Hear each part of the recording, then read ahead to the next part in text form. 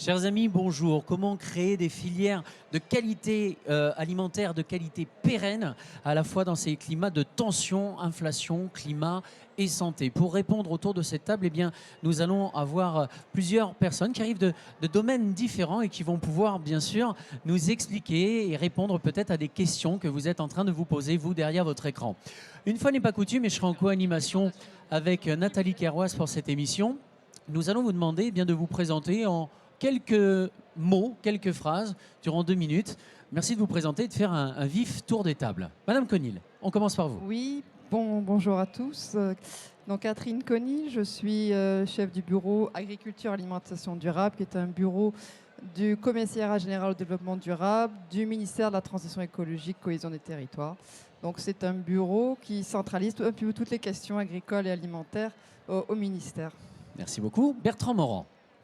Oui, bonjour. Donc Bertrand Morand, responsable des partenariats et des filières pour les magasins U. Donc ça veut dire quoi? Ça veut dire un travail sur les filières agricoles, donc construire des partenariats entre nous, distributeurs, les industriels et les producteurs.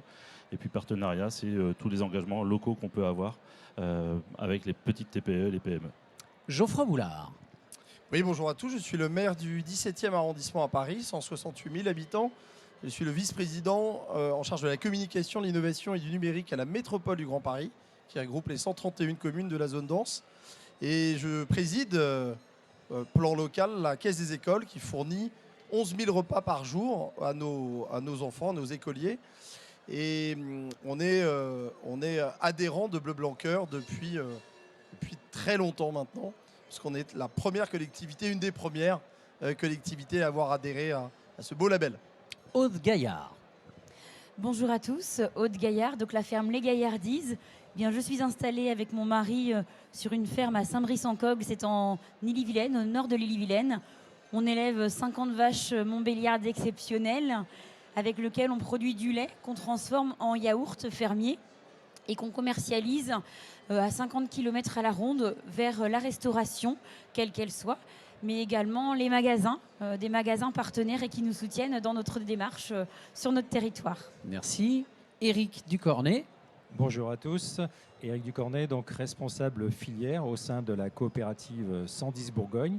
Donc c'est une coopérative qui se trouve dans Lyon, Sud-Lyon, Nord-Côte d'Or. Coopérative 2000 adhérents et nous sommes dans la filière Bleu Blanc Cœur depuis maintenant 8 ou 9 ans pour produire du lin pour la filière. Et Anne-Sophie Bielac.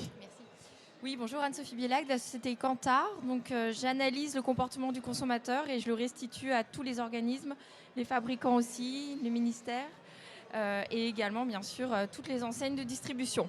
Merci beaucoup. La première question sera pour vous et posée par Nathalie Kerrouas. Oui, bonjour à tous, merci d'être là. Et puis effectivement, on a un profil de parties prenantes très complémentaires sur ce sujet des filières de qualité et notamment de ce contexte inédit d'inflation qu'on traverse. Donc l'idée, c'était de vous demander, Madame Bielac, en tant qu'observatrice des comportements ou des attentes du consommateur, comment évolue le marché actuellement et notamment comment les filières de qualité, Bleu Blanc Cœur en est une, au même titre que le label rouge, le bio ou d'autres démarches. Comment peuvent-elles résister dans un contexte inédit d'inflation aujourd'hui? Oui. Alors, une vaste question qui, en tout cas, moi, m'habite au quotidien, parce que je travaille également beaucoup pour l'agriculture biologique. Alors, il faut déjà, il y a un mot qui résume le comportement du consommateur en ce moment, c'est celui de l'arbitrage. Il arbitre. Il ne diminue pas encore drastiquement sa consommation volume, excepté sur les produits frais traditionnels que je mets de côté. Donc produits frais traditionnels, ça va être la boucherie traditionnelle, la volaille, mais aussi les fruits et les légumes. Il arbitre et donc il baisse en gamme concrètement. Il fait des choix de produits vers des prix plus bas, donc vers des marques de distributeurs à la place d'une marque nationale. Il va aussi faire le choix de changer de protéines. Donc on voit des comportements de type de la volaille à l'œuf. On va manger plus d'œufs et moins de viande. On remarque aussi des baisses en gamme effectivement sur des produits labellisés vers des produits sans label. Donc ça, c'est un point vraiment très, très, très marquant de cette année et qui va perdurer parce que vous savez que là, c'est la fin des négociations et on s'attend à une hausse des prix très importante à compter du début du mois de mars, à compter de demain. Ce qu'il faut retenir, c'est qu'il faut bien distinguer tout ce qui va être conjoncturel de ce qui va être structurel. Il y a des labels dans les filières de qualité qui résistent mieux que d'autres. Parce qu'au-delà du prix, il y a aussi une compréhension des labels et on va dire une multiplication des labels de ces dernières années qui ont un petit peu brouillé les pistes pour le consommateur qui se retrouve moins et qui comprend moins, à l'exception du label Bleu Blanc Cœur. Donc ça, c'est vrai que c'était important. On a fait toute une étude qu'on traque, donc on distingue tous les labels et on demande à nos panélistes donc, qui nous remontent leur comportement de consommation, quel que soit le lieu d'achat. Et on leur demande l'image qu'ils ont aussi des labels. Et on voit très clairement une érosion de cette compréhension, une érosion de la confiance pour la quasi-majorité de tous les labels que nous traquons, mais à l'exception du label Bleu Blanc Cœur. Donc par exemple, l'agriculture biologique est en difficulté aujourd'hui, puisqu'il y a un mouvement conjoncturel qui est lié au prix, bien entendu, mais pas que. Il y a un problème d'image du label en ce moment. Merci beaucoup. On va passer la parole à Éric Ducornet. Alors, au regard de ce que vous venez d'entendre, vous, pour votre part, vous êtes dans les filières végétales et notamment la mise en culture de lin. Rappelez-nous la date de votre engagement. En quoi une démarche liant amont et aval comme Bleu Blanc Cœur le fait est déterminant pour vous et les agriculteurs que vous représentez aujourd'hui? Alors, je ne sais pas si je peux, mais juste pour rebondir sur ce qu'il vient de dire. Rebondissez, je vous en prie. Ce que je reproche, alors ça sort de mon giron, mais ce que je reproche moi aujourd'hui aux consommateurs, c'est que quand on leur tend un micro pour leur demander leur avis, oui, il faut acheter local, oui, il faut acheter français, oui, il faut acheter. Et le problème, c'est que quand on met une caméra sur leur caddie, c'est pas tout à fait ce qu'ils font, quoi. Donc c'est le paradoxe du consommateur français. Et ça a tendance à m'énerver un peu. Voilà, c'est tout. Voilà, c'était juste pour ça. Voilà. Mais donc, alors, oui, c'est vrai qu'on est 110 Bourgogne, donc on est très, très en amont de la filière, puisque c'est vrai que moi, je suis responsable filière, donc je n'ai pas que le lin comme filière, donc j'ai d'autres filières à mon arc. Et je cite souvent en exemple la filière Bleu Blanc Cœur, parce qu'on va de la semence, parce qu'il y a une production de semences, de graines de lin, jusqu'au consommateur. Donc en passant par évidemment le consommateur, les éleveurs, la santé, l'environnement, etc. Donc c'est vraiment une filière qui est bien contrôlée, bien suivie, bien tracée et qui ne procure que du positif à tous les niveaux, au niveau des producteurs, des éleveurs, des animaux et des consommateurs. Alors en ce qui nous concerne, nous, on produit de la graine de lin depuis maintenant une 8aine d'années à peu près. On a commencé petitement parce qu'on était en Bourgogne, donc est-ce que le lin pousse en Bourgogne? Donc on a été les premiers à relancer la culture du lin dans notre région de Bourgogne, et donc ça a bien fonctionné. Et donc on est arrivé pratiquement à un niveau de 1000 hectares sur ce département, sachant qu'à l'époque on nous a limités même, parce qu'on voulait en faire plus, mais bon, on nous a dit stop. Donc voilà, c'était également un objectif de diversification sur nos plateaux, parce que chez nous on faisait surtout du colza, blé, orge, et donc amener d'autres cultures, notamment pour remplacer un petit peu le colza en tête d'assolement. Et donc le lin est apparu et c'est une culture qu'on a découverte et qui est toujours très riche d'enseignements au niveau du comportement et au niveau végétation. Et on a mis du bleu dans la nature, parce que quand ça fleurit, ça fait des grandes taches bleues. Et donc les gens nous ont vu arriver avec le lin très clairement dans la région. Par contre, alors on a un petit souci, je suis désolé, je vais mettre une petite note pas forcément très positive.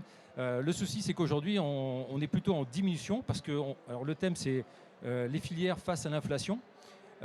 Et le souci, c'est que cette filière a défendu bec et ongle le prix du lin auprès des producteurs pour que cette filière soit viable à tous les niveaux, tout le chemin. Malheureusement, aujourd'hui, avec l'inflation, avec le prix du blé, le prix du colza, le prix du tournesol qui ont doublé, triplé, on s'est retrouvé avec des producteurs qui aujourd'hui, potentiellement, pouvaient gagner plus d'argent à faire du blé que faire du lin, avec les embêtements en moins. Donc, on a vraiment eu du mal, alors je parle de 2023, on a vraiment eu du mal à faire notre quota de production. Et je pense que ce n'est pas que nous, et au niveau national, ça va être très compliqué de s'approvisionner en lin français pour cette prochaine campagne. Alors, on a ce problème d'inflation, doublé d'un problème agronomique, puisque malheureusement, un peu à l'instar de la betterave, on nous retire des produits qui nous permettent de produire du lin, notamment des herbicides, qui font qu'on a plus de difficultés à produire du lin dans nos régions. parce qu'on n'a pas les solutions pour désherber cette culture. Donc d'un côté, on nous retire des produits, on n'a pas de solution.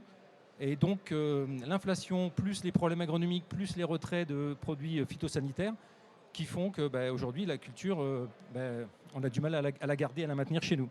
Donc ça sera un problème. On espère que ça ne va pas durer et qu'à partir de 2024, on puisse repartir sur des bases positives et pouvoir continuer à approvisionner cette belle filière bleu blanc cœur.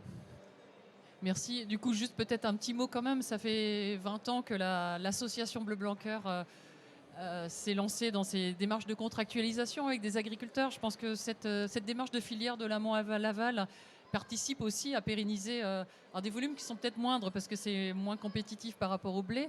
Mais en l'occurrence, cette démarche de filière, de savoir pourquoi on produit, dans quel débouché, c'est quand même une force, je pense, quand même, malgré tout.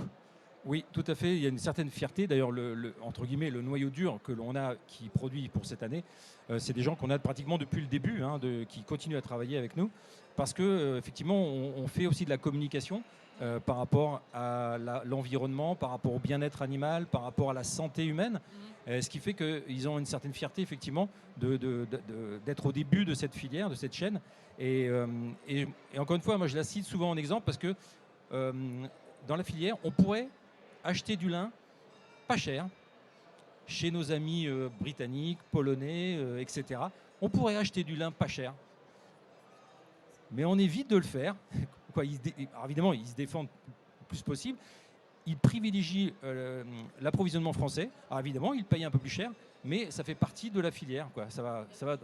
Voilà, on respecte cette logique et c'est ce qui me va bien par rapport malheureusement à d'autres filières que je connais et qu'on essaye de faire vivre chez nous, pour lesquelles il n'y a aucune protection et c'est vraiment la jungle.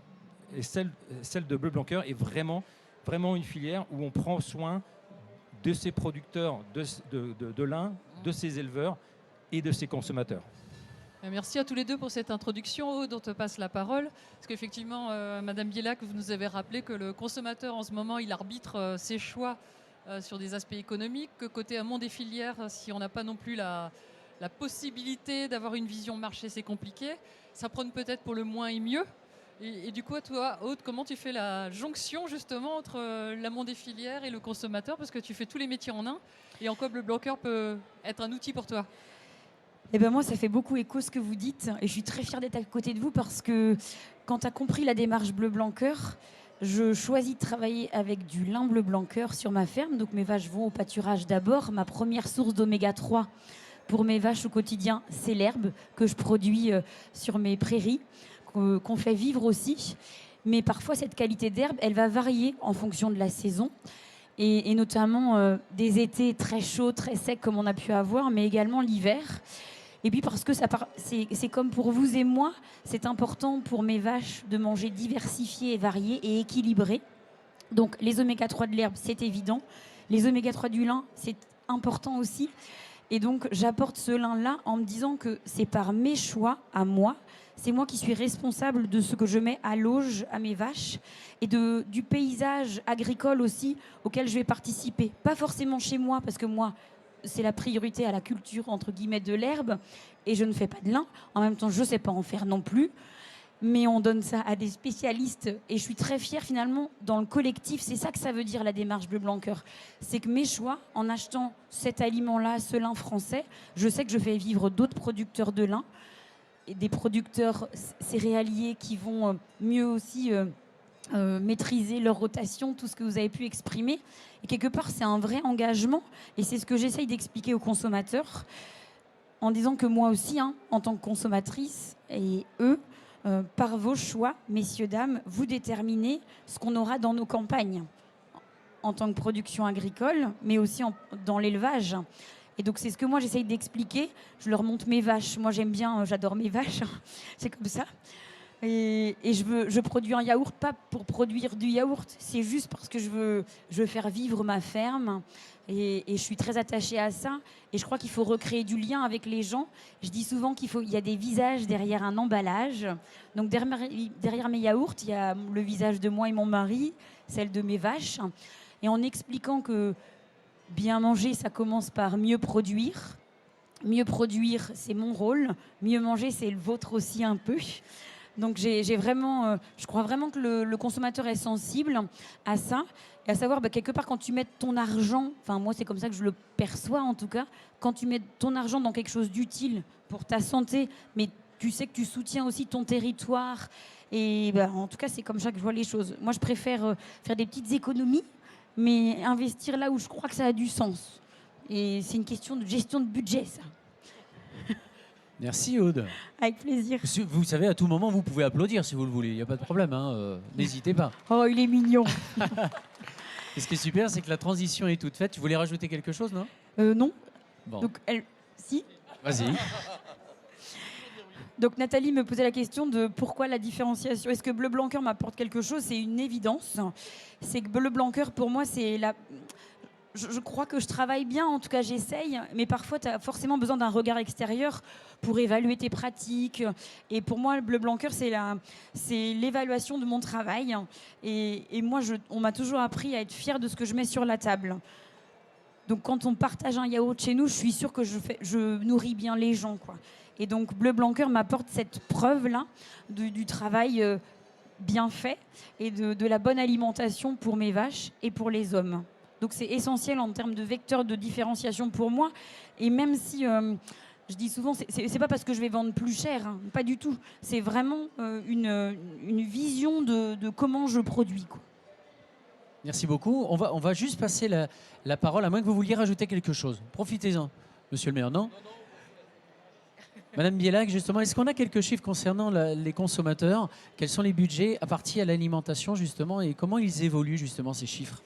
Alors, le budget pour l'alimentation augmente du fait de l'inflation, bien entendu. Ça, c'est certain.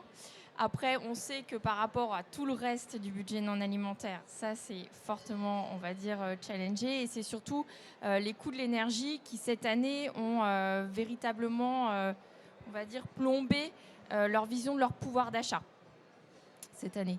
Là, cette année, par contre, on va voir en 2023 vraiment ce coût alimentaire qui peut progresser. Et c'est là où tout va se jouer. Merci. Monsieur Boulard, monsieur le maire. Du coup, on a envie de vous interroger. Vous êtes élu maire du 17e et aussi vice-président de Métropole Grand Paris. Comment l'élu que vous êtes peut tirer son épingle du jeu? Comment il peut accompagner une politique où on veut une alimentation saine, sûre et durable? Comment, dans le contexte qu'on vient d'évoquer, ça ne doit pas être un exercice évident, mais quelle perspective vous vous donnez? Alors, d'abord, je voulais vous dire que moi, je suis aussi fils d'agriculteur. Je suis maire d'une zone très dense dans Paris, équivalent à une ville comme Toulon. Et je suis aussi fils d'éleveur laitier et de liniculteur, cher monsieur. Je ne savais pas que vous... Voilà. Vous voyez, donc formidable. Et on ne savait pas. Hein. Tout ça, c'est Bleu Blanc Cœur. C'est Bleu Blanc Cœur qui nous réunit. Et donc, moi, je suis très attaché, évidemment, à l'approvisionnement et évidemment à la production et au respect des producteurs. D'abord, c'est quelque chose de, pour moi, essentiel. J'ai été élevé dans une ferme jusqu'à mes 18 ans. Donc, je connais ces sujets. Et donc, ce qui est très important aussi, c'est quand on est en responsabilité de nourrir, et vous le faites quand on est producteur, quand on est distributeur, mais quand on est, nous, collectivité locale qui fournit derrière des repas, on a une responsabilité forte vis-à-vis, évidemment, de notre jeunesse, vis-à-vis des parents, mais aussi vis-à-vis de la filière. Et donc, Bleu Blanc Cœur, pour nous, c'était une aubaine. Et je remercie Sylvie Doria, qui est la présidente de Restoco, qui s'occupe de toute la filière de la restauration collective, qui est ma directrice générale dans le 17e, qui a initié cette adhésion à Bleu Blanc Cœur il y a plusieurs années. Et j'ai découvert, en devenant maire il y a 5 ans, la force du réseau, la force de la filière, le contact direct qu'on a tous les ans ici avec nos fournisseurs, parce que moi je suis très attaché à les rencontrer dans la région, alors pas parfois toute la France, parce que c'est beaucoup, mais on essaie vraiment d'aller rencontrer les producteurs. Je suis très intéressé par mes racines familiales, parce que moi c'est très important de comprendre comment l'éleveur, comment le producteur, il pense son exploitation, comment il pense sa filière. Et oui, il y a une appétence pour l'alimentation durable, saine, et ça c'est quelque chose de très important. Une alimentation riche en oméga 3, c'est bon évidemment pour nos enfants et pour les plus jeunes. Et aujourd'hui, les parents sont évidemment très regardant sur ce qui peut être servi et comment c'est servi. Et là, il y a beaucoup de pédagogie à faire. Beaucoup de pédagogie à faire sur l'origine des produits, sur le pourquoi de la saisonnalité, hein, parce que voilà, aujourd'hui, il faut rappeler des basiques. Et ça, c'est le rôle des élus locaux, des maires, mais aussi des présidents d'intercommunalité, parce qu'ils ont aussi parfois la responsabilité sur plusieurs communes. Voilà, donc moi, je suis l'inflation, pour peut-être revenir sur le sujet, nous, on ne va pas augmenter les tarifs de cantine. Donc, il faut qu'on trouve des solutions pour garder la qualité. La qualité. Et ça, c'est une gageure de tous les matins. Et quand on voit une filière comme la filière bio qui est en difficulté, qui se reconventionne, ça nous pose aussi des problématiques. Il faut être très clair. Alors nous, on essaie de construire des filières, de travailler avec les producteurs pour que ce soit des filières durables, pas juste sur un coup, sur une opération. Parce que derrière, on sait qu'on va faire vivre des agriculteurs. Donc derrière, il faut les entraîner à faire des investissements qui soient pas pour 1 an ou pour 2 ans. Voyez. Et donc ça, c'est aussi notre responsabilité en tant qu'élus de penser à la fois à ce qui se passe en amont et évidemment en aval. Ça, c'est très important pour nous, c'est notre responsabilité.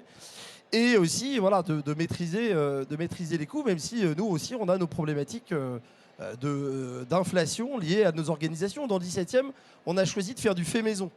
C'est-à-dire qu'on a la chance d'avoir des cuisines dans l'arrondissement. C'est-à-dire que les plats sont préparés le matin à partir de 6h30, 7h, et ils sont livrés dans l'assiette à 11h30.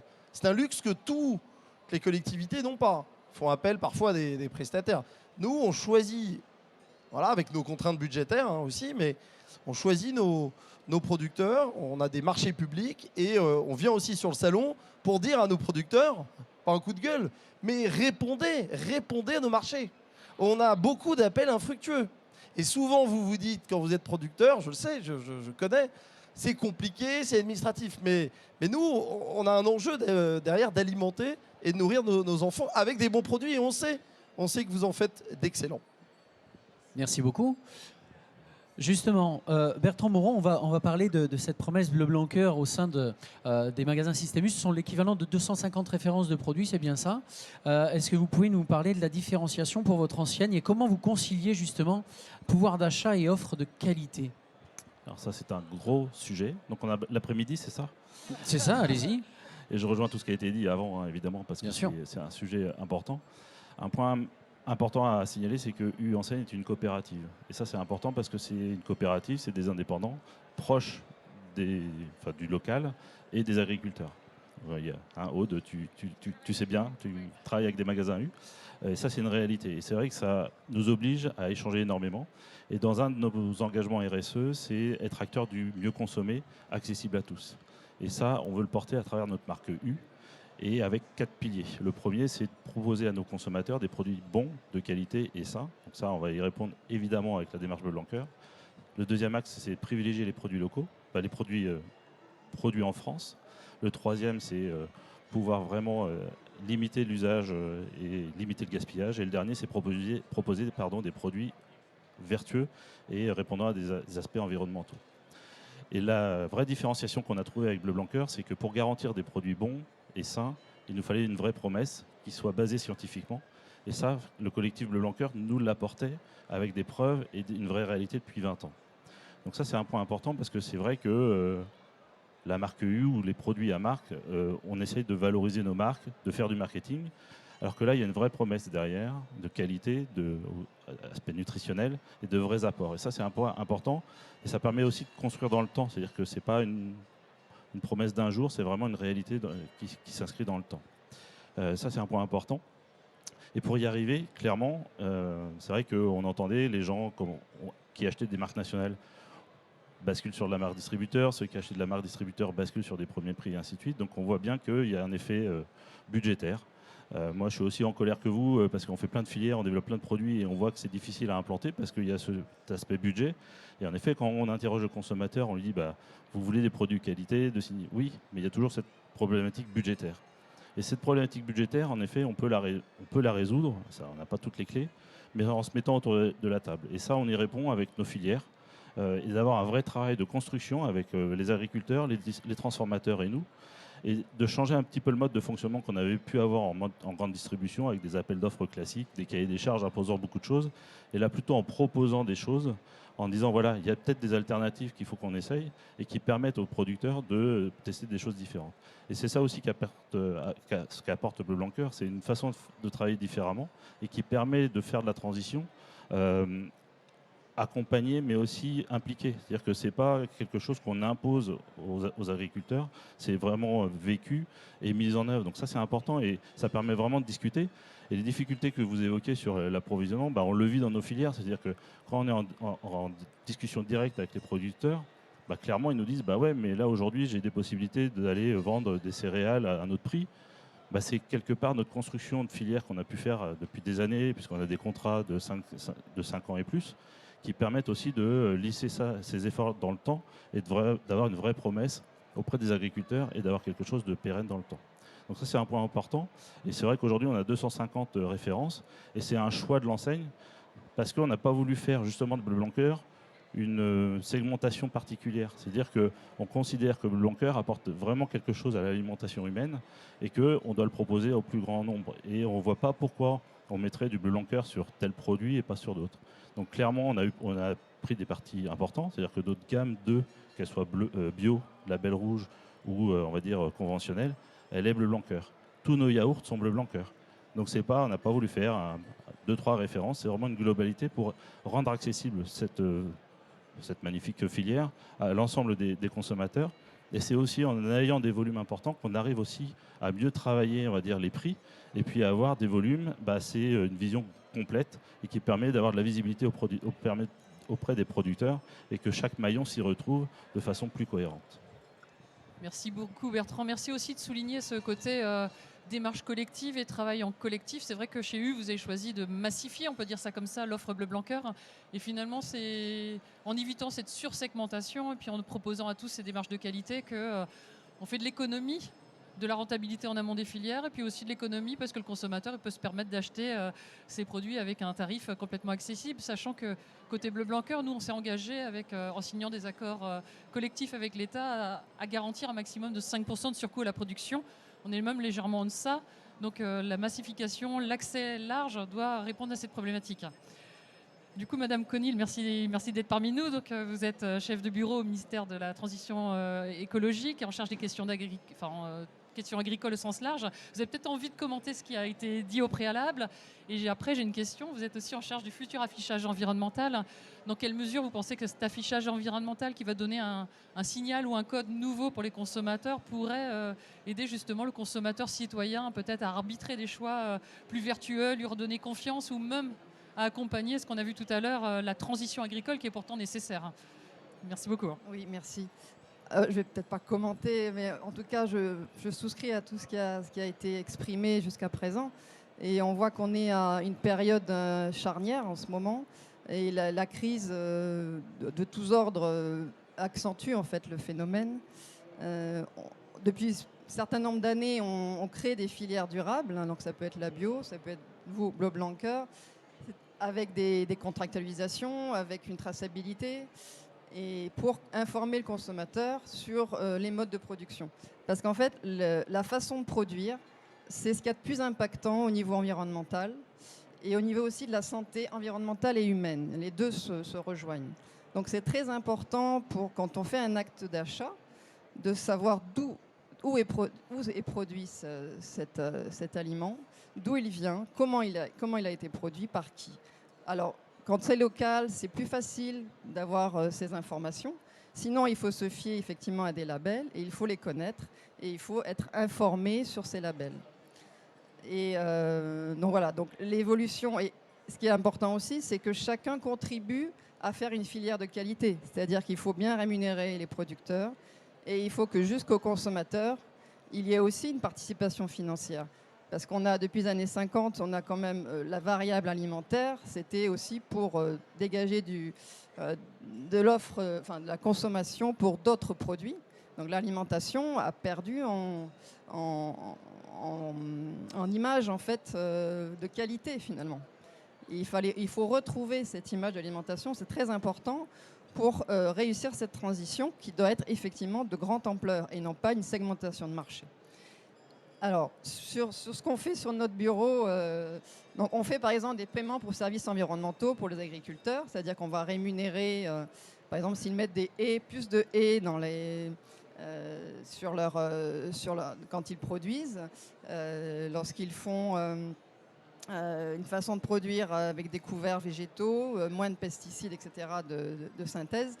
Donc ça, on les aide. Au niveau du consommateur, on a ce qu'on appelle l'affichage environnemental. Donc c'est prévu par la loi Climat Résilience. C'est un projet qui dure depuis un certain nombre d'années maintenant, qui est très compliqué parce qu'on est sur, on se base sur des données qu'on appelle l'analyse de cycle de vie, qui sont au départ issues plutôt du système d'organisation industrielle, et là qu'on applique au vivant, à l'agriculture. Donc notre objectif, c'est à la fois de montrer qu'il faut avoir un changement de comportement alimentaire, c'est-à-dire de faire mieux mais moins, notamment sur la viande, mais il faut continuer à avoir de l'élevage, mais un élevage extensif pour garder les prairies, la biodiversité, les milieux, l'écosystème. Donc l'objectif, c'est à la fois d'informer sur manger moins de viande, mais de meilleure qualité, et en même temps, donc les deux en même temps, c'est à la fois informer sur le régime alimentaire et sur le mode de production, qui est ce qu'il y a de plus important impactant au niveau environnemental. Donc il y a les deux objectifs à tenir ensemble pour avoir une information claire du consommateur sur justement à parvenir à soutenir ces filières de qualité. Merci Madame Conil. Et justement, c'était le mot de conclusion à apporter. Quelles seraient éventuellement les solutions à apporter face à ces défis au regard du vécu de chacun? Est-ce qu'on pourrait faire un vif tour de table, histoire d'apporter justement ces quelques idées? Les idées pour réussir. C'est ça. Mince, ça tombe sur moi. Bon, on va commencer. Non, mais je pense que ce qui compte, c'est le dialogue. C'est le dialogue et c'est l'équilibre qu'on peut faire entre tous les maillons. À chaque fois, c'est vraiment une question d'équilibre. Et le dialogue, la confiance qu'on peut avoir, c'est primordial. En effet, comme vous l'évoquiez, aujourd'hui, je peux produire du blé plus cher que du lin. Ouais, mais à un moment donné, on a travaillé depuis 5 ans ensemble. On est engagé vers une démarche, il faut qu'on la respecte et qu'on s'engage là-dessus. Et ça, c'est un travail important. Après, il faut toujours redialoguer, retrouver des solutions. Je pense que c'est la meilleure des solutions parce que en imposant les choses, on n'arrive pas à avancer. Et puis, il faut vraiment être ouvert le maximum et rien vouloir cacher. Parce que c'est comme ça qu'on arrive à construire des filières pérennes, durables, parce qu'on se dit les choses ouvertement. Si on a un problème de prix, et nous, on doit expliquer nos marges, on doit expliquer le positionnement prix, on doit expliquer la réalité du consommateur pour que les producteurs le comprennent. Et je pense que, Aude, vous le vivez au quotidien avec les consommateurs. Et nous, c'est pareil, il faut aussi qu'on comprenne les problématiques que l'amont a. Oui, en effet, c'est des fois plus intéressant d'aller produire autre chose. Mais c'est comment on règle ce problème-là, quelle garantie on peut vous apporter pour que...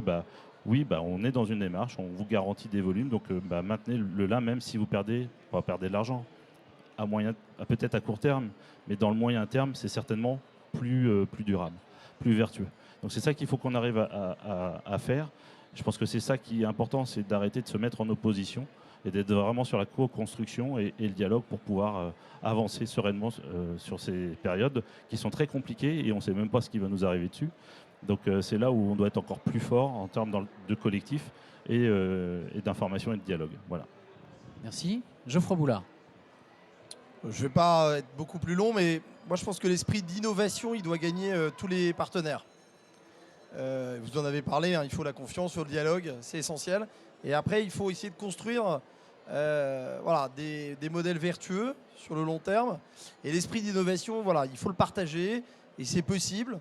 À tous les niveaux. Et j'ai dit bien à tous les niveaux parce que c'est pas toujours simple. Donc voilà, moi je pense que c'est un des enjeux importants, c'est partager l'esprit d'innovation pour trouver des solutions pérennes et durables.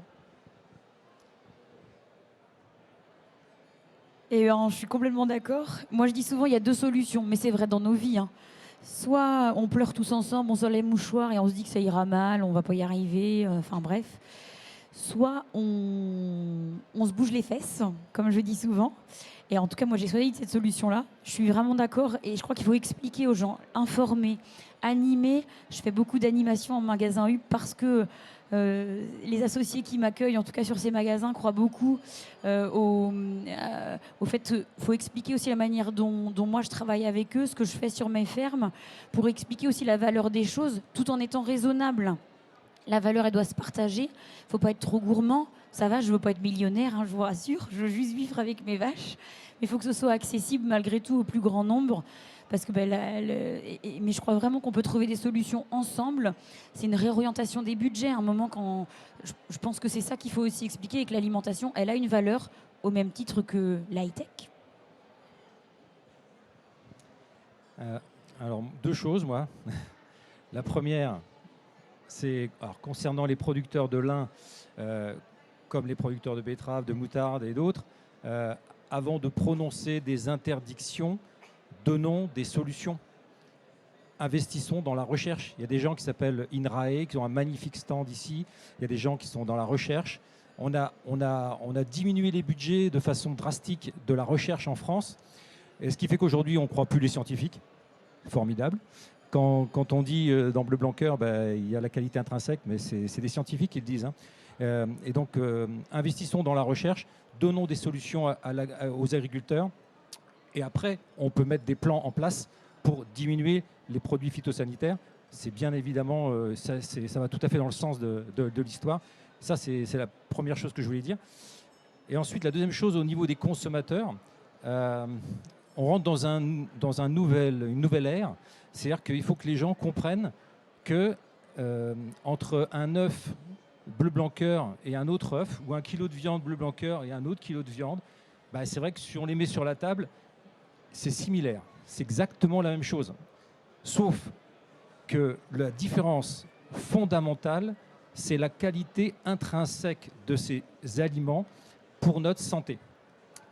Et si tous les consommateurs comprennent bien cela, alors évidemment, ça ne se voit pas. C'est ça qui est embêtant dans notre monde où c'est clinquant, où il faut montrer les différences. Ça ne se voit pas. C'est exactement la même chose.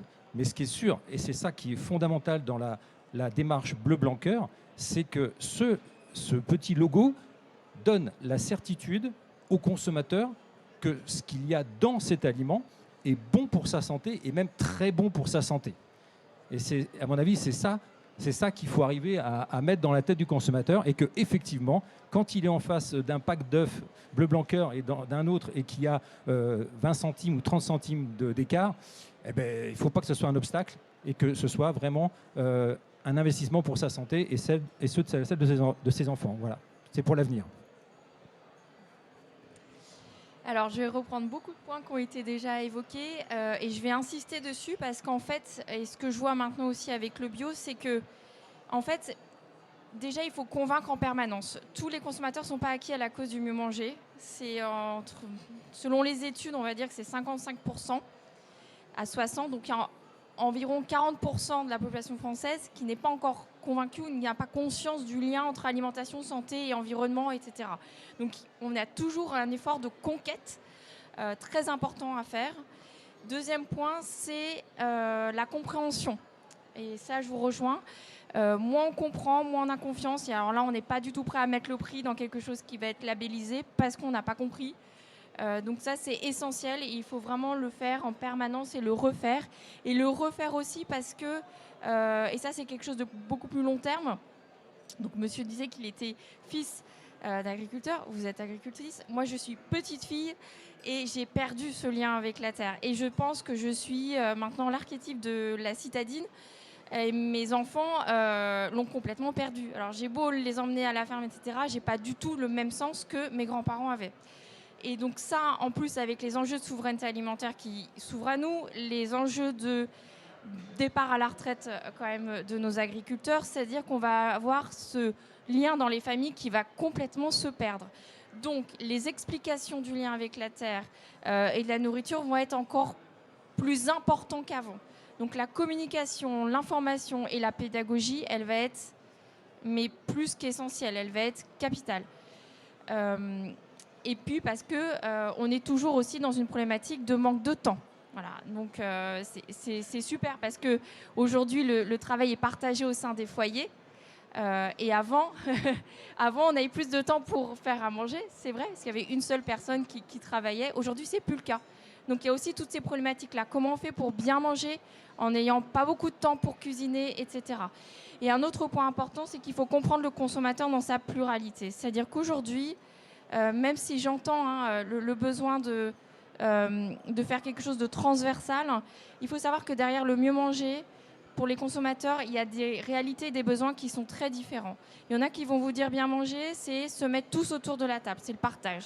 Il y en a qui vont vous dire c'est le plaisir uniquement. Il y en a qui vont penser uniquement à leur santé parce qu'ils vont regarder la composition des produits.